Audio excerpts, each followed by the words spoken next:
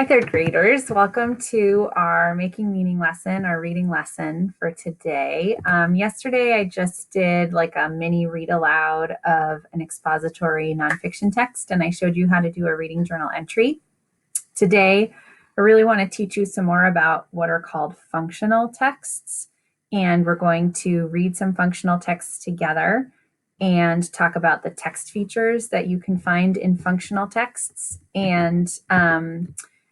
And then I'll talk about the functional text hunt that I would like you to complete over the course of this week. So let's get started. So functional texts I think, are pretty fun and they're pretty cool. Functional texts are a type of nonfiction text. And the word function means like to do something, or it's a job that there is, or it's the way something works. And so a functional text is a text that helps readers do things in everyday life. So I have a couple of examples of functional texts here that I want to show you. One example of functional texts are just street signs. Street signs are texts. You have to read them. So they're texts.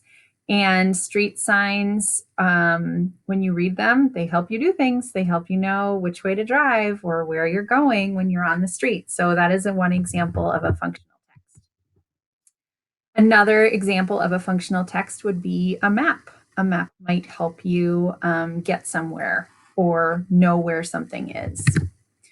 Another example, this one made me really hungry. Another example of a functional text is a menu. So this is a menu from Kid Valley. This is a text that you have to read and it helps you know what you're going to order for food. Another one of my favorite types of functional texts are recipes. So you have to follow recipes in order to cook something, unless you're a really good cook and you know how to do things just out of your head. I have to follow recipes. So recipes are a huge functional text that I depend on to help me know how to cook different things like chocolate chip cookies. And then another example that I think kids use a lot are directions or rules. So these are the directions to a Monopoly game. Maybe you use Lego directions. Maybe there are directions to video games that you have to follow before you know how to play the game. So directions or instructions are another really important functional text. Okay, so what we're going to do is look at two functional texts today really carefully together and look at the text features within those functional texts. Remember, the text features are like the extra things. They're in addition to the main body of the text that help us understand what we're reading. So we're going to look together at a functional text called How to Make a Paper Airplane. And then we're going to look at a functional text called the Lincoln School Lunch Calendar, and we'll talk together about those. And then I'll show you how to do, while we're reading them, actually, I'll show you how to do the functional text hunt that I'd like you to do this week. So I'm going to use these two examples. I've got to find the right tab here. I'm going to use these two examples. There we go. Of functional text to show you how I would do a functional text hunt. So I'm going to start by just getting a piece of paper. I'm going to label it functional text hunt. So there's no worksheet or anything for you. You're just making your own piece of paper that says functional text hunt. Now let's read this How to Make a Paper Airplane together. And then when we're done, maybe you want to try to follow these directions to make a paper airplane. Okay, so how to make a paper airplane. 1, fold the sheet of paper in half vertically. Open the paper. And then it shows, there's a diagram here that shows how to do that. 2, fold the top left and right corners down so that they align with the center fold and form triangles. And then there's another diagram. 3, fold the left and right corners in so that they align at the center fold and again form triangles. So now you're folding those triangles in again, okay? 4, fold the paper in half, keeping the folds from steps 1, 2, and 3 on the inside. Okay, so I'm folding it in half so that these triangles go on the inside. I'm going to go up to step 5. Fold the top wing in half so that the edge of the wing aligns with the rudder. And then there's a label here that shows where the rudder is. 6, flip the plane over and fold the other wing in half so that the edge of the wing aligns with the rudder. 7, open the plane and fold up the tips at the back of the wings to help the plane fly better. Ooh, I've never done that before. And then there's a bunch of labels here. Wingtip, shows where the rudder is again, and then where the wingtips are when you flip the plane over, and these are the wings. Flying tips. If your plane dives and crashes, fold the back edges of the wings up a little. If your plane flies too far to the right, bend the rudder a little to the left. If your plane flies too far to the left, bend the rudder a little to the right. All right. So that was one functional text. I'm going to stop for a moment, and I'd like you to just think in your head and list the things on your fingers if that helps you. What makes these directions easy to use? Think in your head for a moment.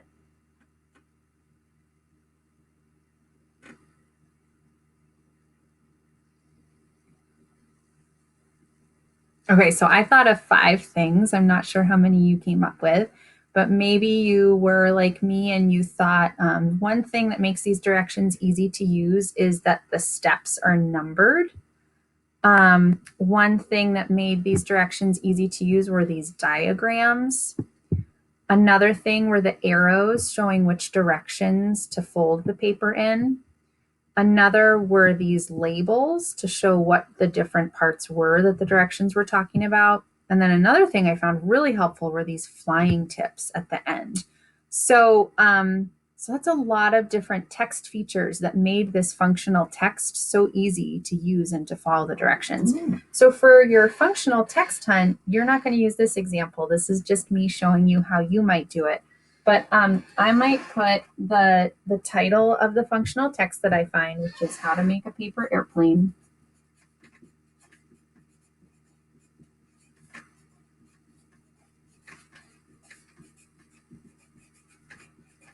And then I'm just going to put a circle around that to show that that's one of my functional texts that I found. And then I'm going to do some bubbles coming off of it to explain what different text features that functional text had to make it easy to use. So it had numbered steps. It had diagrams. It had arrows. It had labels. And then it had helpful tips at the bottom. Okay. So let's look at another text together, another functional text together. This is the Lincoln School lunch calendar. So this is a pretend school lunch calendar from a pretend school called Lincoln School for the week of May 21st through 25th. And as I'm reading it, just be thinking, what information does this calendar give you and what makes it easy to use? So let's go ahead and read this. Lincoln School lunch calendar for the week of May 21st through 25th. Monday, May 21st, deli ham and cheese sandwich with lettuce and tomato or vegetarian sandwich. And then there's a star that says contains pork, and a vegetarian sandwich, there's 2 stars, and down here it says vegetarian selection. Snack mix, fruit cup. May 22nd, homemade turkey with mashed potatoes and gravy or veggie burger with lettuce and tomato. That's the vegetarian selection. Mixed green salad with veggie sticks on top. Fresh fruit. May 23rd, fish nuggets with dip or veggie sticks with hummus. Dinner roll, low-fat ice cream or strawberries with yogurt dip. May 24th, homemade lasagna with meat sauce and vegetable or vegetarian lasagna. Breadstick, fresh fruit. Friday, May 25th, pepperoni pizza or cheese pizza, veggie sticks with dip, and a fruit cup. Okay, so just think to yourself for a moment, what information does this calendar give you?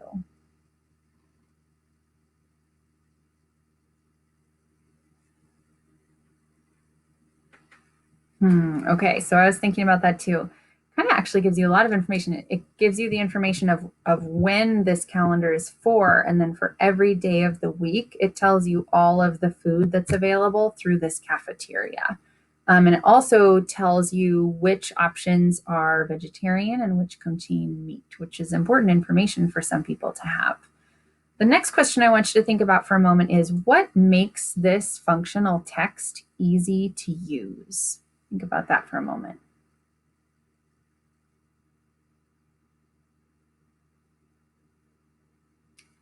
So if you're like me, you're thinking, well, something that makes it easy to use is that it's divided by day. So there's a column for each day.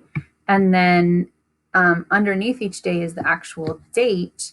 And then there's just a bulleted list for each day of the different items available. So this is another functional text. So on my functional text hunt that I'm using as an example, I'm just going to add Lincoln school lunch calendar, draw a circle around it, and then I'm going to list some of the text features it had. So it's set up like a chart with the days of the week. It has the little asterisks, the stars that say if it's vegetarian or not. Another text feature that it has is the little like the list format, the fact that there's bulleted items for each day. So I'm just going to say list. And then another text feature is that it lists the days of the week.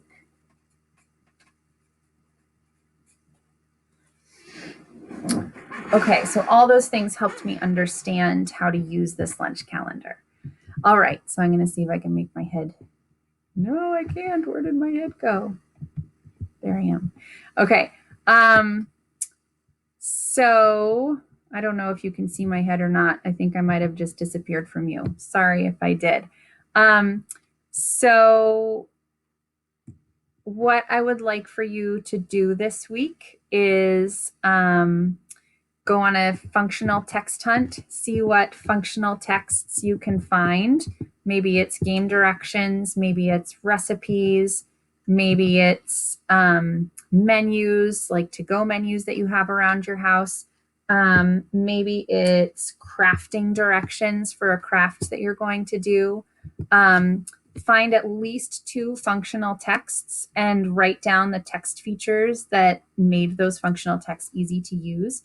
And then for our next class meeting next Tuesday, I would like you to find a recipe that you try to make with your family and be ready to share what that recipe was during our class meeting. That's going to be like our functional text share next Tuesday. But your actual functional text hunt is due on Friday. And there is an assignment ready for that in your reading folder. So you can just submit your functional text hunt when it's done. Okay. Go do your IDR, go do some good silent reading for 30 minutes. Remember, you've also got a nonfiction journal entry due on Friday also. Don't save it all for the last minute. Spread it out across the week so you're not doing too much work on Thursday. Find some great books to read. I sent an epic collection out, so hopefully you've been reading a couple of those. And I think that's it. Thanks for watching, and thanks for learning with me. See you later.